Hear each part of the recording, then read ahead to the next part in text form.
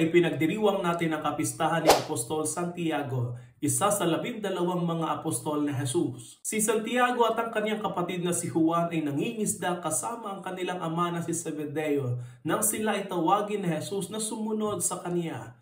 Iniwan nila ang kanilang ama at sumunod sa kanya. Si Santiago ay pinili upang maging isa sa 12 mga apostol na Jesus at binigyan ng misyon na magpalaganap ng mabuting balita ng Panginoon at autoridad na magpagaling at magpalayas ng mga masasamang spiritu. Siya ay isa sa laging kasama ni Jesus, kasama sina Pedro at Juan. Nasaksihan din niya ang mga mahahalagang sandali ng ministeryo ni Jesus.